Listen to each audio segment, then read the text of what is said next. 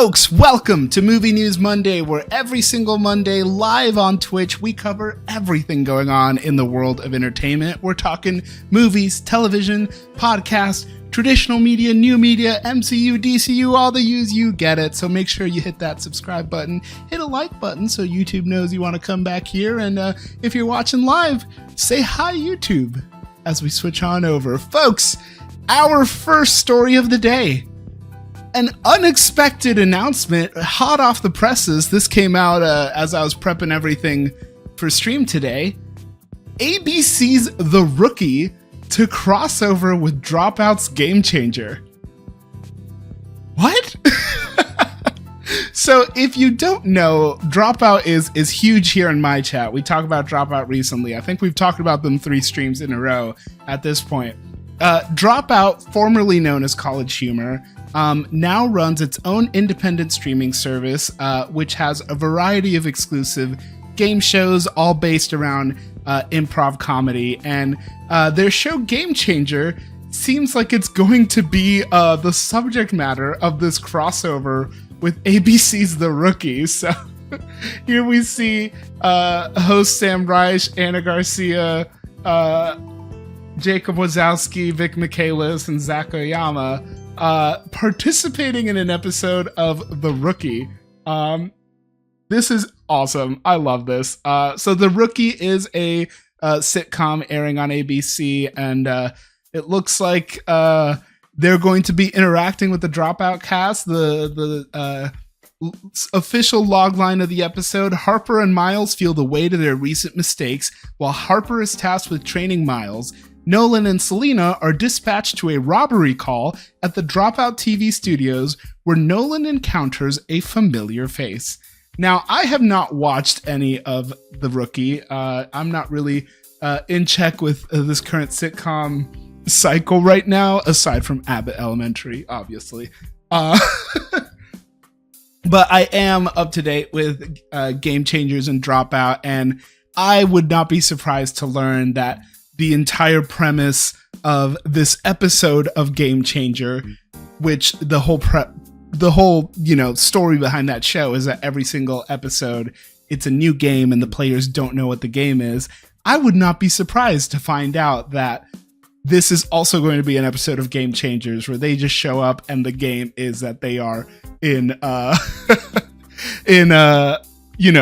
an episode of The Rookie. So we will find out. I know that they just filmed the new season of Game Changers, so more to come out soon, I suppose. Another bit of Dropout news came out today. We did announce last week that Dropout hired some new faces to work on developing new content as well as licensing content, and Sam Reich announced today that Don't Hug Me, I'm Scared, the original show, will now be airing on Dropout. It'll now be streaming on there. The full web series and the full TV series is going to be on Dropout. This is in collaboration with Blink Industries, which created the show. And Sam Reich did go on to clarify, is Dropout getting into licensing content? Yes, maybe carefully. As with anything we do, this is experimental, driven by my love for the show, as well as a great relationship with its creator. But if it works, we might do more things like it. Which means more shows on Dropouts that we think are uniquely great and perhaps even underexposed. I do love that perspective as well, because Dropout has amassed a really strong cult following, and the numbers are there for them too for an independent streaming service. So to license content, and especially well-produced content that fits within the brand, absolutely, why not? Like, that's definitely the next step of the journey. You already have your self-contained shows and your cycles that you're doing, but if you want to continue to grow the platform, continue to gather more, if not exclusives, at the very least, more enticing content.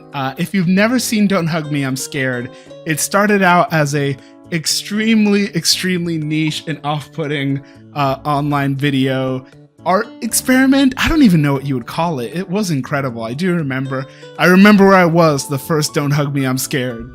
But the show did have a few episodes and then did actually develop to an entire TV series. personally, I never saw it, and I think maybe that's part of the reason why this Dropout deal is exciting. So I will be very curious to check it out and see how this all goes. But what do you think? Are you enticed by Dropout? Are you already a Dropout subscriber? Is there a new type of show that you'd like to see them add that would make you more excited? Let me know. I think that Dropout is doing incredible right now with their Dimension 20 content, their Game Changer content. I do know that there are other creators within the Dropout world that do create content independently. It would be very fun to see some of their content licensed on there. Like, I know that Emily Axford has another D&D podcast. Why not throw that on there, right? I know Jacob Wazowski used to be part of Bath Boys. Why not throw the Bath Boys sketches on there? I know why we wouldn't throw the Bath Boys sketches on there, and it makes me very sad because I grew up with the Bath Boys, but one of them ended up being a creep. So what can you do? What can you do? It is official. Ryan Coogler's X-Files has a pilot order at Hulu.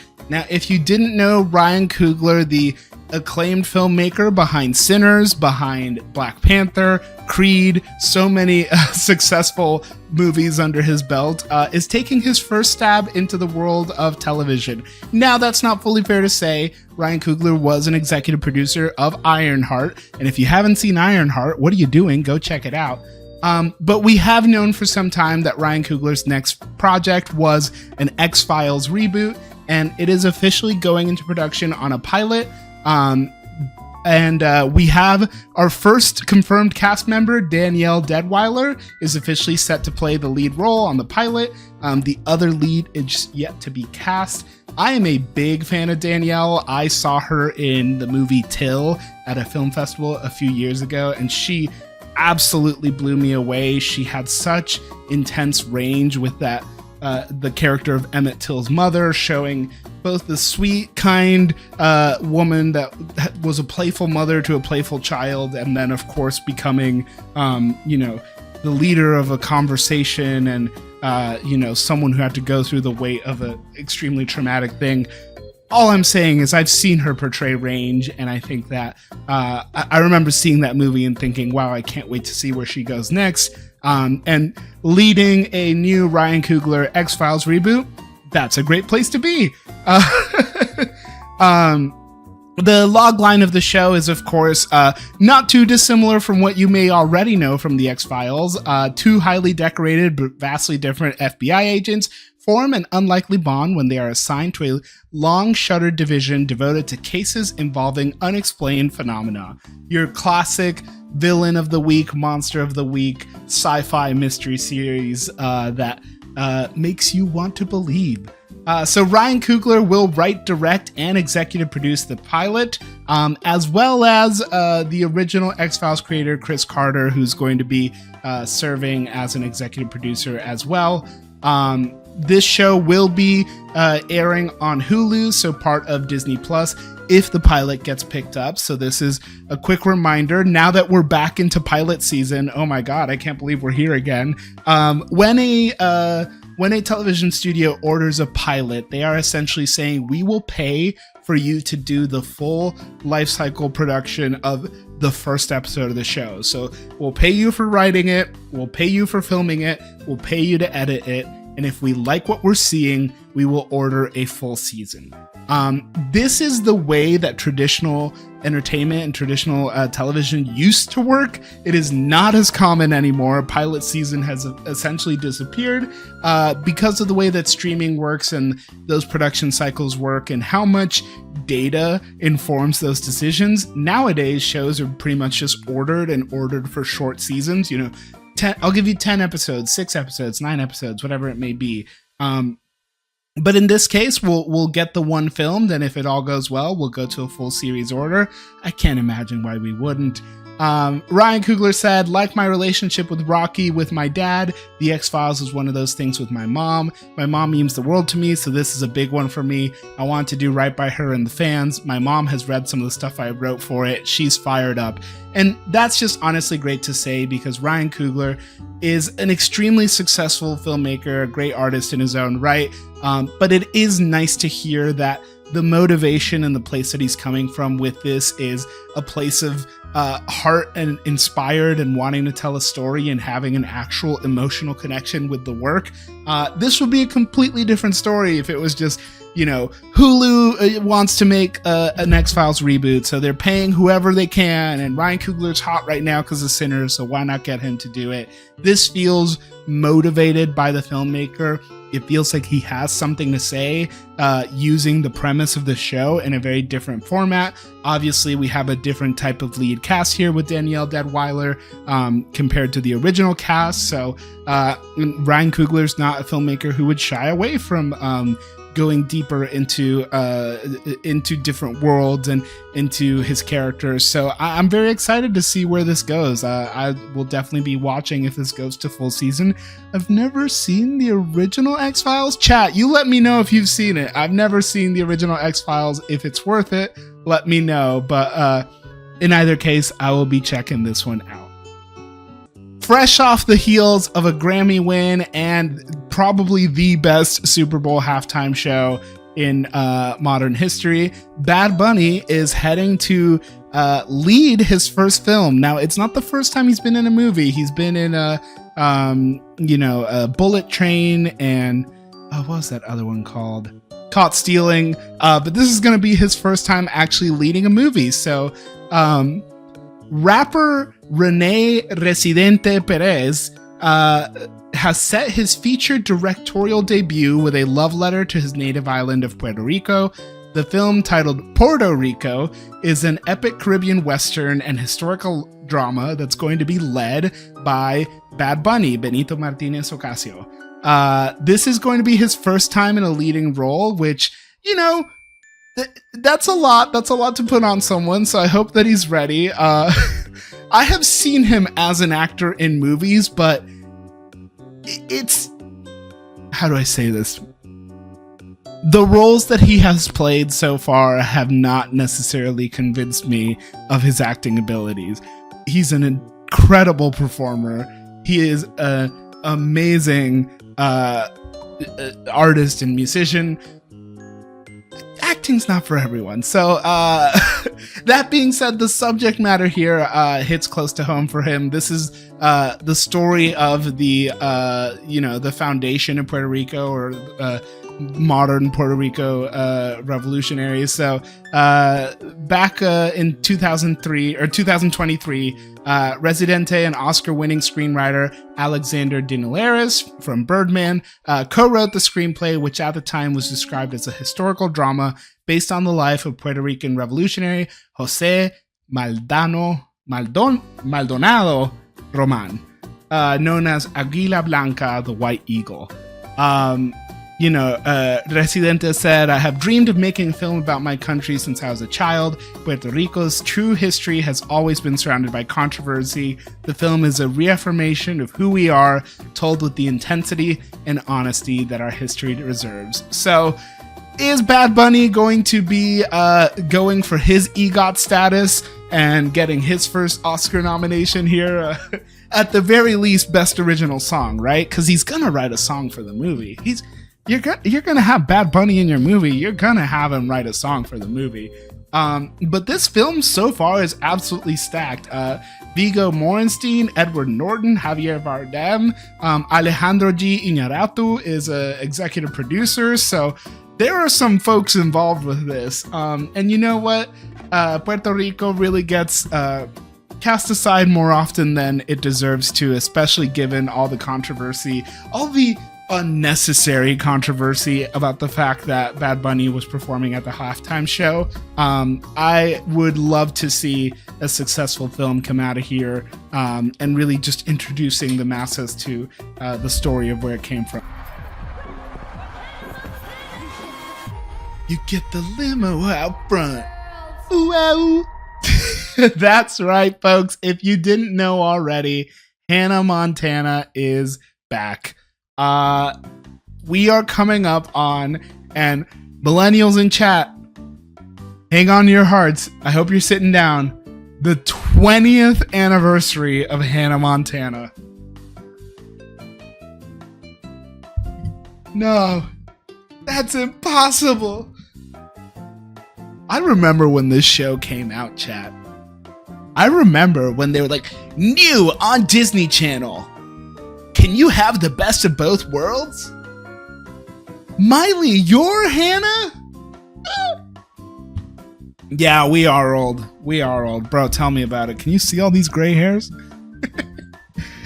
But that's right. Hannah Montana will have a 20th anniversary special coming to Disney Plus. An exclusive in-depth interview with Miley Cyrus hosted by Alex Cooper. I know. She's the internet's least favorite interviewer. But yes, Alex Cooper from Call Her Daddy will be hosting the interview with Miley Cyrus. Cyrus will revisit the moments, the music, and the memories that define an era. We're going to get to see some never-before-seen archival footage. They're going to bring the sets back to life, and there will be some familiar notes that find their way back into the spotlight. So there's got to be a couple songs, right? It would be insane to do this and not have her sing a couple songs. God, so many bangers. So many bangers. Is she strapped for cash? No, she's doing fine. I think, she did say, Miley Cyrus did go on to say about Hannah Montana, it will always be a part of who I am. What started as a TV show became a shared experience that shaped my life and the lives of so many fans, and I'll always be thankful for that connection. So, is this a cash grab or something? I don't know. Maybe. It does seem a little bit genuine to me of having a moment of recognition. Hannah Montana and Miley Cyrus had to violently split up following the ending of the show. We all remember the Party in the USA pole dancing on the hot dog cart performance that happened at the VMAs. Miley, of course, went through some tough years to try and reshape her image outside of Hannah Montana, but I do feel that some reflection and, famously having a very public and complicated both romantic relationship with her ex-partner and then, of course, with her family. I think maybe there's a little bit of a moment of recognition and understanding of what it is that got her where she is, and she wants to give it back to the fans a little bit. So I don't know. We'll see. But Alex Cooper is also serving as an executive producer. Cooper will host the special, guiding Hannah Montana fans through the nostalgic and highly anticipated anniversary celebration. So we'll find out what this all looks like. I just need her to sing some of the songs because they're so good. They're still so good. I'm not jamming to them all the time, but catch me just remembering one of the songs and just going off on a tangent. Like how often I'll just be like, life's what you make it, so let's make it rock. Things like that. I don't know, y'all. I don't know. I liked Hannah Montana. I thought it was a great show. I remember there was can we get Anderson Cooper instead? Now you're cooking. Now you're cooking. He would ask Miley the real questions. Sweet niblets. I remember being on a car ride home one day where we were going to be late for the Hannah Montana Sweet Life crossover episode. And I was like, Dad, we got to make it home in time. And my sisters were like, Dad, come on, you got to hurry. And my dad was like, why do you care about Hannah Montana? And I was like, bro, it's good. What do you mean? He tried to send that, old head toxic masculinity towards me. And I'm like, no, I am shoving that to the side immediately because I'm trying to watch some quality content. So we'll all be tuning in on March 24th. And hey, while you're waiting for the Hannah Montana special to come on, why don't you just load up Disney Plus and play the Muppet Show a couple more times? Because we need that revival to get a green light. Funko? That's right. Your Funko Pops are about to be worth a lot more, or maybe a lot less.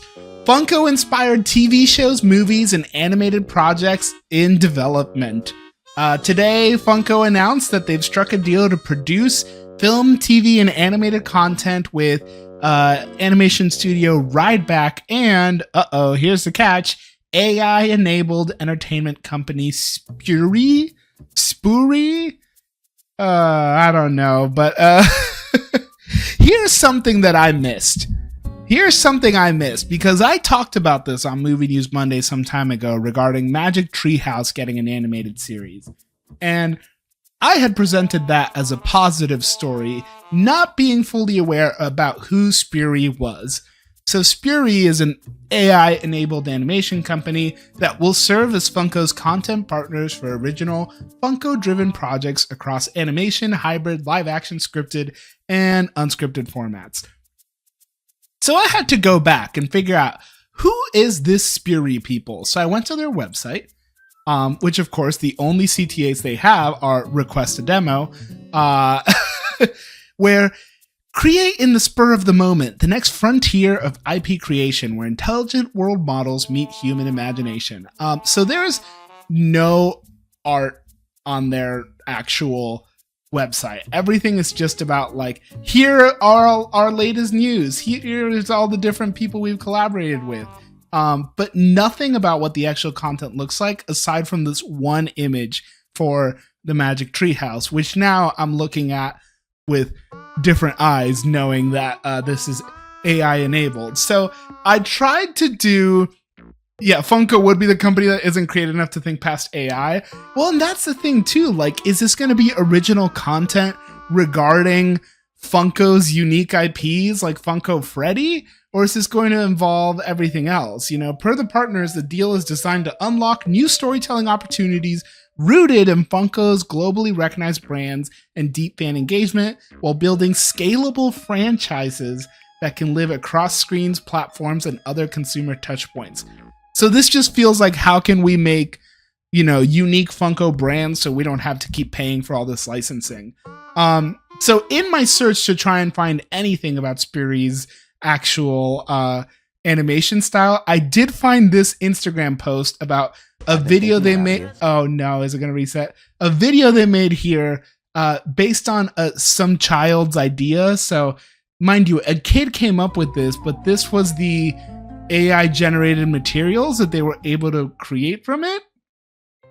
So this is AI enabled, AI animated. I don't know what you want to call it. Get out of my way! But you ran into me. All right, we're not going to watch this whole thing, but it looks like whatever it is, it's not entirely AI generation is what I'm understanding. So watching this full little mini documentary that they put, and you can find it if you go to Spoory's Instagram, but I'll save you the trouble. It looks like the model helps you with storyboarding, and after your storyboarding, it helps you with designing background elements and designing your models, but you still need to animate your models. So it seems as though it's not entirely just AI generating everything, but it is giving you a head start with AI. So is this the best way that you could go about it? Maybe? I don't know. I feel like I don't want to come off as a curmudgeon, and I definitely don't want to come off as a shill here, but we gotta acknowledge the fact that AI is going to start integrating into the entertainment industry in one way, shape, or form, and this is a very understandable kind of way, right? Like, let's have it create some of the initial works for us, and then we'll take it the rest of the way. But I don't know. I don't love it. I just need to acknowledge that it's realistic. Now, for a child that wants to make his first short film, absolutely. For, a book series that has never been able to really make it into the animation space, I'm a little bit less sold on it. But for Funko, a massive generational collectibles creator? Like, do y'all really not have the budget to hire entire crews? Like, you can't hire modeling artists and background riggers or character riggers or background artists and all this kind of stuff. Like, do you really need to work with a company that makes shortcuts in order to get your animated content out faster? You have the models. Every single Funko Pop that you have is a 3D model that you just basically print. What is the ethics of bullying an AI artist if they're a child? Complicated. And you know what? This is not the stream where we're going to figure it out. But I don't know, y'all. I'm not inspired by this Funko, truly. It feels like it's trying to be another cash grab, and knowing that you're partnering with a company that is specifically cutting corners and cutting artists out doesn't get me excited. So, Funko, I'm sorry, you're not going on the list. You're not going on the list. We have our first official plot summary of what Spider-Man Brand New Day is about. And is it from the trailers? Is it from Sony Pictures? Is it from Marvel Studios? Of course not. It's from Penguin Random House's publication notice about the art of the movie. Look, I know everyone online, including myself, is frustrated about the fact that we still don't have a Spider-Man Brand New Day trailer, or at least not an official one. There's a couple leaked versions going around. I'm not telling you to look it up. However, we do now have an official plot summary or plot description for what the movie is about, courtesy of the book's description here. So let's check it out. 4 years have gone by since we last caught up with our friendly neighborhood hero. Peter Parker is no more, but Spider-Man is at the top of his game, keeping New York City safe. Things are going well for our anonymous hero until an unusual trail of crimes pull him into a web of mystery larger than he's ever faced before. In order to take on what's ahead, Spider-Man not only needs to be at the top of his physical and mental game, but he must also be prepared to face the repercussions of his past. As Spider-Man Brand New Day wows moviegoers the world over, discover the behind-the-scenes magic of the film's visual development. Blah, blah, blah, blah, blah. All right, so yes, this man has gone 4 years absolutely disappearing. Well, this is it. This is exactly what we've been waiting for. Just anything that lets us know what this movie's about. So, there's been a couple theories circulating around, especially regarding how the Punisher and the Hulk tie into this. There's been a lot of theories about Sadie Sink and who she's going to be portraying. I had for the longest time been championing the Carly Cooper theory, but I think she's going to be Jean Grey, chat. I think I've seen enough online. I'm convinced. I think she might be Jean Grey, which would be very, very interesting to have her debut in a Spider-Man movie. But, if the X-Men are the future of the MCU, and we know for a fact that Spider-Man is going to be a massive success, why not slot her in? Is Jean Grey a redhead herring? Possibly. Obviously, we know that the premise of the movie is something's going on and Spider-Man needs to solve it. So, this doesn't really give us too much, but we know it's been 4 years and Peter Parker is no more. So that's kind of sad. We're probably going to be seeing the duality of man here. I like the Mayday Parker theory. I am a fan of Mayday Parker here. Let's see. I have my Mayday Parker sitting here on my desk. So I am also a fan of that theory. And we do know she's going to be in Secret Wars, so maybe she could be Tobey Maguire's daughter from an alternate universe. I don't know. I just need something. I need them to drop that damn trailer. It's probably coming out next month, if we're being realistic, because they really don't need to advertise too much for it. Spider-Man wasn't at the Super Bowl. Avengers Doomsday wasn't at the Super Bowl. Some of these movies are so massive, you don't even need to go. You don't even need to be there. So what do you think's going to happen in Spider-Man Brand New Day? Are there any plot threads, any rumors that you've heard that you are certified locked in on? I think at this point, I believe the Jean Grey rumors, and I definitely believe that there's gonna be, especially knowing that there's gonna be a 4-year time skip, there's gonna be like some sort of montage that's just gonna show him beating up a whole bunch of different comic book villains. That's my guess. Let's stick to the world of Spidey here because, folks, we have confirmation. Fans of the Venom trilogy rejoice because your boy Venom is coming back to the big screen. And if you don't know what I'm talking about with Venom, then let me take you back. Let me take you back to 7 years ago when Eminem dropped his banger Venom. Get ready for it. Get ready for it. 'Cause they're gonna taste my venom. Yep, that's it. That's it. I got that Venom.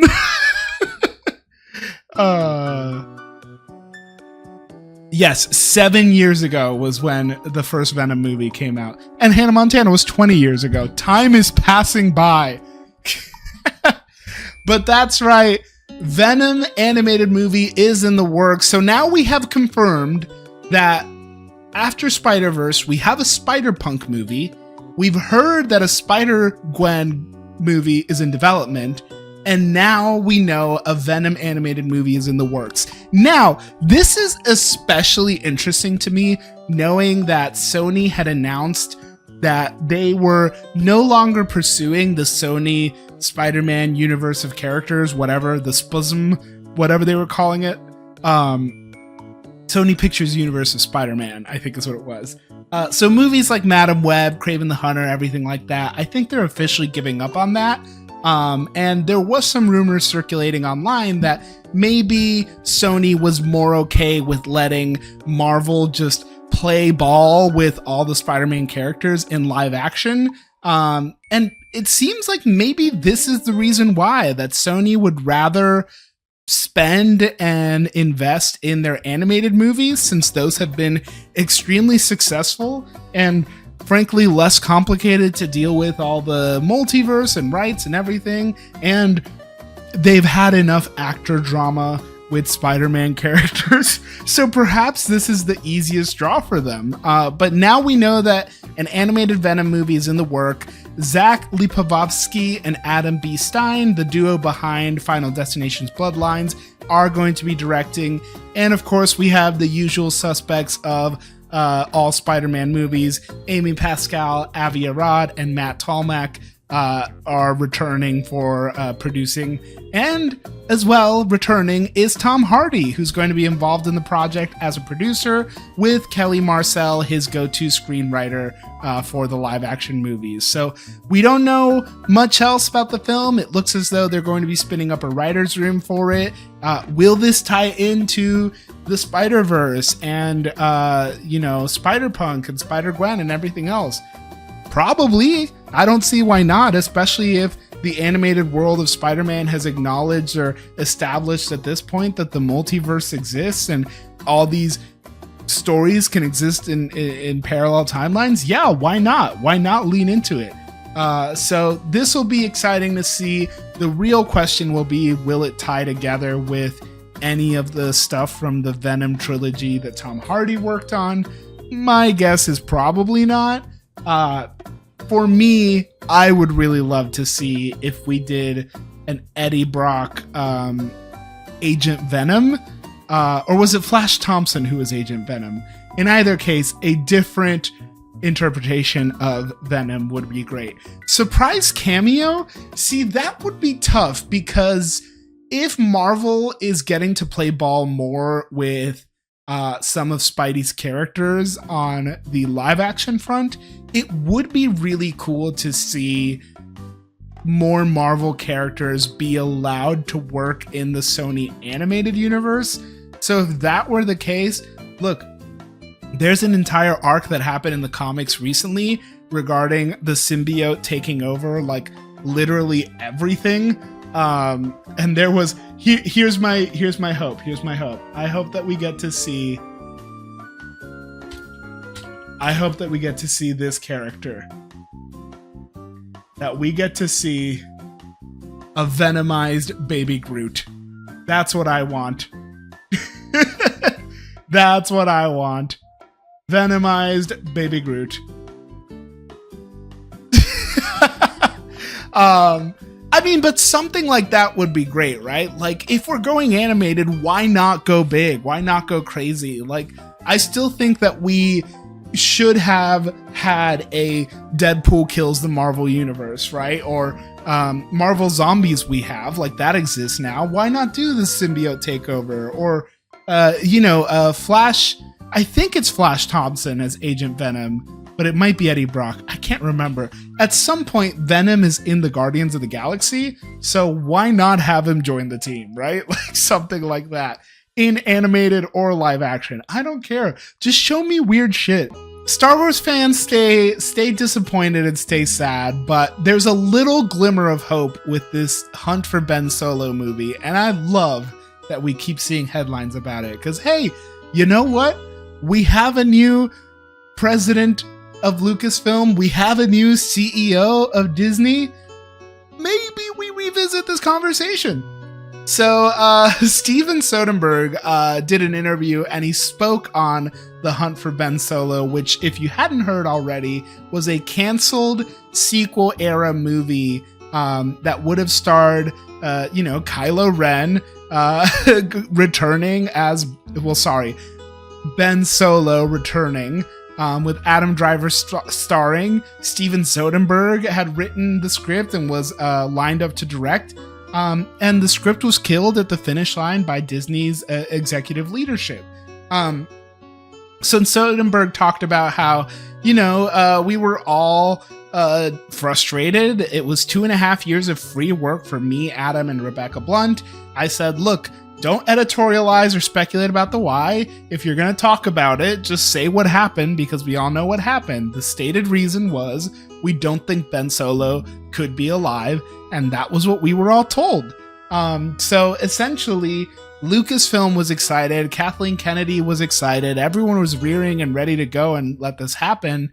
But Disney's executive leadership just said, we don't get it. We don't get how Ben Solo would be alive, so we're not going to pursue this, which is like, it feels like they didn't read the script, because of course they would have explained it, right? I thought the conversation was strictly going to be a practical one. Where they go? What is this thing going to cost? And I had a really good answer for that, but it never even got to that point. It's insane. We were all disappointed. So there was no conversation to be had. But hopefully all the fan excitement about this and all these renewed conversations maybe gives the new leadership an opportunity to circle back. We know we have The Mandalorian and Grogu coming out this summer, which is going to be the first Star Wars movie to be in the big screen since, gosh, how many years ago at this point, since Rise of Skywalker came out. But we'll see. I see the comment in chat here about, can we just pretend the sequel trilogy is out of canon? I think that we need to be patient about the way that this is all going to play out, because need I remind you how much hate there was for the prequel trilogy for the longest time, and then suddenly, like 6-7 years ago, everyone just kind of turned around and we were like, actually, now we're nostalgic for it. We love the prequel trilogy. Hayden Christensen is overhated. Ewan McGregor is a godsend. And I agree with all these points, mind you. But the consensus kind of turned around, and I think that we need to give a chance for some of these younger Gen Z kids to grow up a little bit more and say, actually, Rey was kind of a badass, and Poe Dameron was a hottie, and Finn was in the movies. I'm sorry, that's so mean. They completely discarded his character, okay? That's fair for me to say. Force Awakens was 11 years ago. Yeah, that's what I'm saying. It took Phantom Menace came out in 1999, right? And folks finally got on board with it in like 2020. So it's gonna take a while. I do personally feel like the sequel trilogy is a little overhated. I liked Force Awakens. I think that Last Jedi was incredible. And Rise of Skywalker was really disappointing. But, like, I didn't hate it. I haven't rewatched it since it came out, but I didn't hate it. But I don't know, folks. Do you want to see Hunt for Ben Solo? Do you think that this is going to be another Snyderverse situation where the fans don't really realize what it is that they're asking for? Are we setting ourselves up for more of a fandom menace here? Or should we just, to quote Ben Solo Kylo Ren, just let go of the past? Just let it die and move on. Paramount, Skydance, Warner Brothers, our favorite thing to talk about. Well, first thing I wanted to bring up was James Cameron. In light of a Senate committee being held in order to talk to Ted Sarandos and the Netflix team about the possible merger, James Cameron wrote a letter to Congress basically citing against Netflix for this merger. So James Cameron starts, "My 44-year directing career has been focused on making movies for the theatrical exhibition, and I believe strongly that seeing movies in theaters is an important pillar of our culture. I believe that the proposed sale of Warner Bros. Discovery to Netflix will be disastrous for theatrical motion picture business that I have dedicated my life's work to. Ted Sarandos had called movie theaters an outdated concept and an outmoded idea. Driving folks to the theater is just not our business. Many jobs will be lost, theaters will close, fewer films will be made, service providers such as VFX companies will go out of business, the job losses will spiral. What administrative body will hold them to task if they slowly sunset their so-called commitment to theatrical releases? Many will choose not to be as vocal as I am because Netflix is a major employer into the foreseeable future. Your sincere concern, James Cameron." So I did also have to highlight here, man, only James Cameron could go in here and say, "That ship has sailed. As I like to say, mindful that I directed Titanic, I am very familiar not only with ships that sail, but also that sink. And the theatrical experience of movies could become a sinking ship." They're pulling out the unemployment threat. Yeah, that's valid. That's extremely valid. So I gotta give James Cameron a credit here for standing up for the theatrical experience and voicing that concern regarding Netflix. However, I do sort of lean on the opinion here that Mark Ruffalo has as well, which is that what do you think about Paramount Skydance though? Like, are you endorsing that merger, or are you only worried about Netflix because it affects the theatrical model?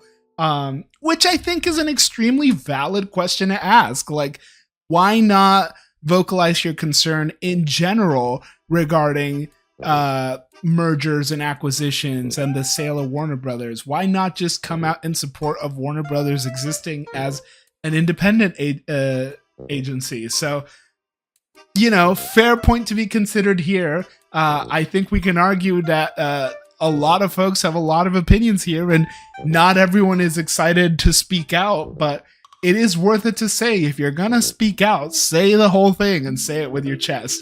Now, that hearing did have some outcomes here regarding these antitrust questions for the Paramount Skydance acquisition, as well as the Netflix acquisition.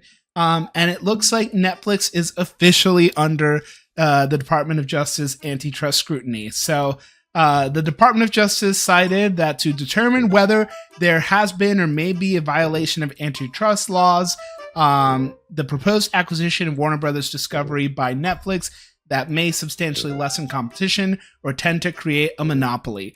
So I guess James Cameron's letter worked because Netflix will now have 30 days to submit basically the proof that they will not be violating antitrust laws.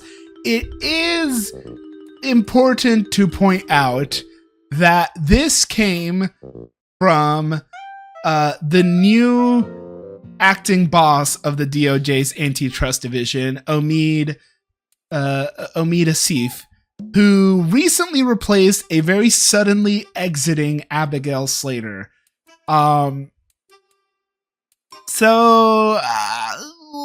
Look, we've talked about several times how it seems as though this administration is very interested and has enough benefit to Paramount Skydance winning the Warner Brothers acquisition, because Paramount Skydance is owned by the Ellisons, who are in favor with the Trump administration, and their Paramount takeover allowed them to take on CBS News, and their proposed purchase of the entirety of Discovery Warner, or Warner Bros. Discovery, would also include things like CNN. So there's a very real possibility here that that's some of the motivation behind not wanting Netflix to win here. Netflix going to get a lot bigger with Warner. Trump himself said that out loud. So come on, what did anyone expect? Is something that came from an insider here. And that's exactly it. We should have expected that the Trump administration and the Department of Justice, God, these banners are insane. Sorry, are officially getting involved. And what do you know, at the same time, Paramount clears a very important hurdle. Now, Paramount Skydance is not officially gone and successfully concluded their antitrust conversation. However, this is a very important step that they have now passed. Paramount unusually moved on regulatory approvals without a deal in hand, so there's nothing to close on. However, Paramount Skydance got a head start and already started submitting to the Department of Justice, basically, hey DOJ, check out this proposed merger and just let us know if we're going to have a problem. And they did get through the HSR milestone. A Netflix officer did have to say, the facts that the routine HSR milestones do not signal approval, nor that any decision has been made. They have not secured approvals needed to close, and they are a long way from doing so. So the real story here is that Paramount is already taking the starting steps, and so far they have been positive steps. But here we are now, as of this week. Paramount is expected to raise the price of their Discovery bid, and this could offer a possibility where Netflix walks away. Sources are hoping to see an increased bid over the $30 per share bid, and the discussion period ends tonight. At midnight tonight is the last time that Paramount will have to drop a proposal. And right before going live, we did get word that there is a higher offer in place. We do not have the exact details of the offer. We know that it is above what their previous offer was, which was $30 per share. Some folks were speculating it could come up to $32. Who knows? But in either case, Netflix does have an opportunity to respond. They have 4 days to come back to either match the offer or exit the merger and acquisition altogether. So who's going to win? We're going to find out tomorrow. So, hey, make sure you're following me on all the other socials so we can talk about it there. But I would just like to say that I kind of called it, checking in on some of my predictions here from the top of the year. I did assume that Paramount, Warner Brothers, and Netflix battle was just now getting started. If you remember, we closed the year saying Netflix won, Netflix is buying Warner Brothers. It's only been a couple months, but things are just starting to heat up. While we're on the topic of some of my predictions, let's check in on another one that I made. Oh, it's going to be the year of uncancellations. That's a nasty prediction, Jupigorg. Why did you guess that? Oh. Netflix uncancels Gina Carano for an MMA fight with Ronda Rousey. So Gina Carano, if you don't remember, Gina Carano was an actor in Star Wars' The Mandalorian. She played Cara Dune. And famously, Gina Carano kind of went on a right-wing rant regarding pronouns and trans ideologies, and how being MAGA was the equivalent of being a Jewish person during the Holocaust. She said some wild shit. But she is now going to be doing a live MMA fight on Netflix. streaming live on Netflix against Ronda Rousey. And yeah, Netflix is officially uncanceling her. So does that mean that my prediction was right? This is going to be Gina Carano's first basically big appearance since her firing from Disney. She did get fired 5 years and 2 weeks ago to the day of this stream. And she hasn't appeared in anything since. That being said, Disney, Lucasfilm, and Carano did settle out of court. So there was some sort of settlement regarding her dismissal. So she did kind of come out on top, all things considered. Sure, she didn't get to be the lead of her own TV show or spinoff or anything like that, but I'm sure she got a fat paycheck out of Disney. And if you're wondering why Netflix would want to take a shot on someone like Gina Carano, well, look no further than the people putting on the event. Netflix's first ever mixed martial arts event is going to be the first foray into the sport for Most Valuable Promotions, which, if you didn't know, was Jake Paul's events company. I don't want to watch it, but I would love to see her knocked down as bad as Jake Paul. Well, so funny you talk about Jake Paul because he is involved with the show. MVP is now working on putting on events outside of just Jake Paul. I guess he did get the beat down so bad and got his jaw broke so mercilessly that he is now just looking for other similarly problematic celebrities to put in the ring. So here's hoping Ronda Rousey gives a good smack into Gina Carano so that she doesn't talk shit anymore. And I feel like, as somebody who has had double jaw surgery, I'm allowed to talk shit about Jake Paul getting his jaw broke. And I have heard the rumors about the fact that he may be getting makeup on and fake beards on, and I just love that. All right, folks, we're going to do a super quick casting roundup here for you all and talk about some exciting announcements in the world of casting that I saw over the week. First and foremost, Sonic the Hedgehog fans rejoice. What feels like it is the most obvious choice. Kristen Bell has been cast as Amy Rose. For those who don't know in the Sonic fandom, Amy Rose is Sonic's love interest. It kind of goes back and forth. A lot of times she's obsessed with Sonic. Sometimes they just have a pretty casual relationship, and sometimes they are in love with one another. But in either case, Ben Schwartz announced here that Kristen Bell will be voicing Amy in the Sonic 4 movie.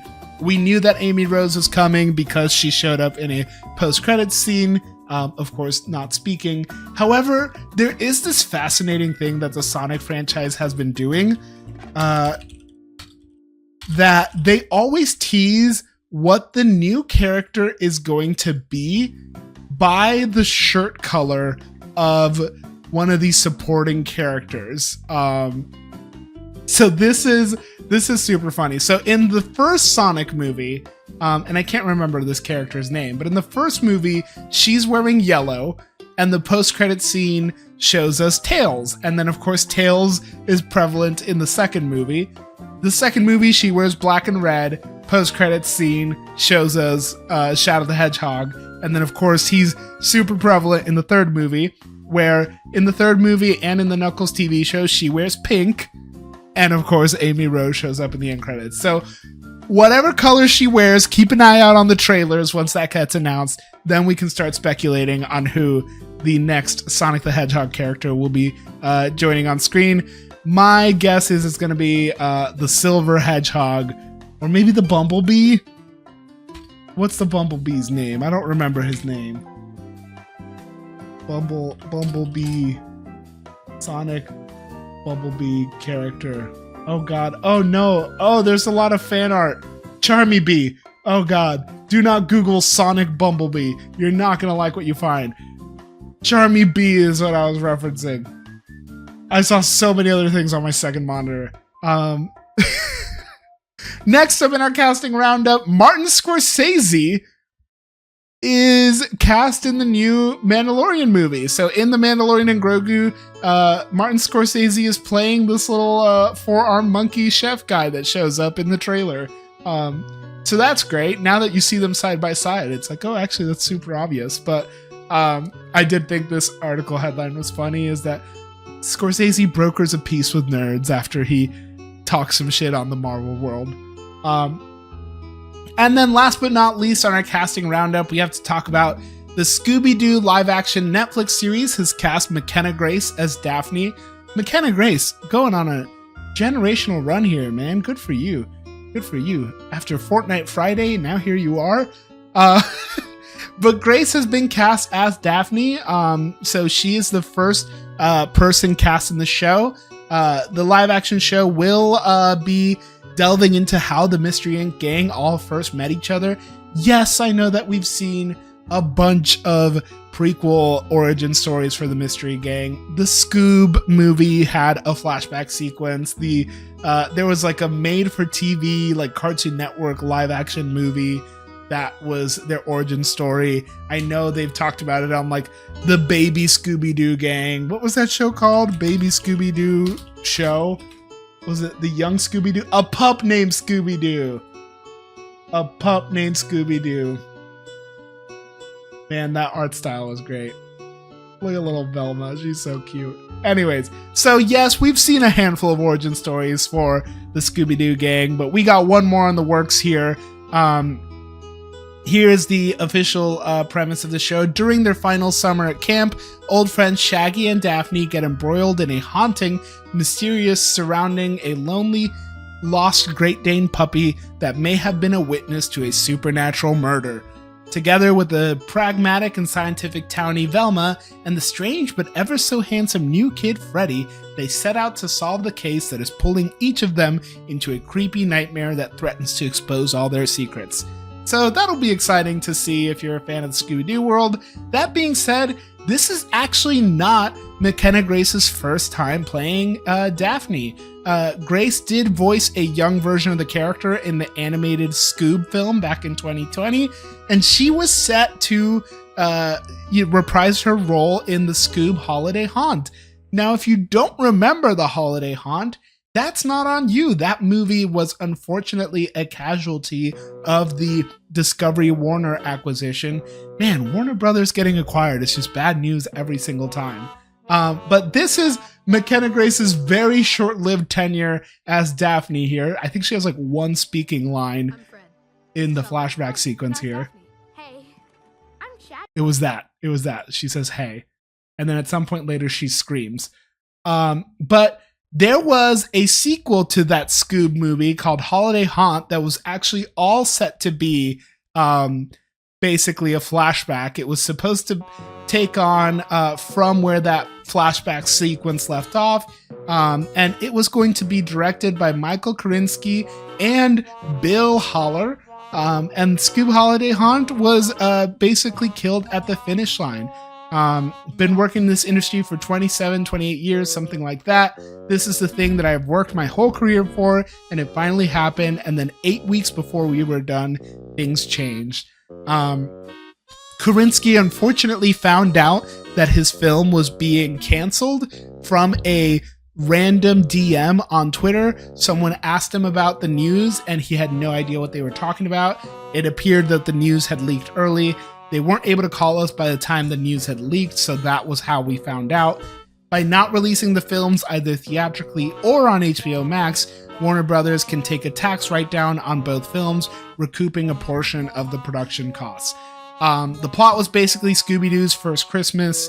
It was just like every other Scooby-Doo episode. They go up to a place, a mystery presents itself, and the gang has something to do, and we're off. The reason we were able to finish the movie is because it was already paid for. Warner said, finish the movie because we paid to finish this movie. So they did end up finalizing the movie, even though they were 8 weeks away from finishing it up. But alas, that movie sits on a hard drive somewhere in Warner Brothers' basement. So could we see a version of it release following this acquisition? Maybe, perhaps. I guess if Netflix wins, they would be incentivized to use the Scooby-Doo IP a little bit more, seeing as they're producing the live-action show. But would that mean that they have to pay those taxes back? Or is that a write-off that Discovery had to do? I don't know how tax law works. What is a write-down? Why do they always call it a write-down instead of a write-off? What is it supposed to be? What's the difference? How do taxes work? Well, folks, that's going to wrap it up for most of our Movie News Monday coverage. We are going to talk about the BAFTAs and the Oscars, but we're probably going to split that into a separate video here. So why don't we go ahead and hit the outro for our YouTube friends. Folks, if you're not watching live, what are you doing? It's called Movie News Monday. Don't you wonder why it goes on YouTube on Tuesdays? It's because Mondays is when it's live. So come on over to Twitch, join in the conversation. Let me know what you want me to cover, and it'll show up on this show. If you're watching on YouTube, though, no sweat. Just hit that like button, that subscribe, and you can leave a comment letting me know what you want me to cover. Make sure you're following on all the other socials to catch our clips and short forms, and stick around, live viewers, for the BAFTAs conversations, because some shit went down. All right, bye, YouTube. See you later. Goodbye. I'll see you at the movies. Goodbye, YouTube.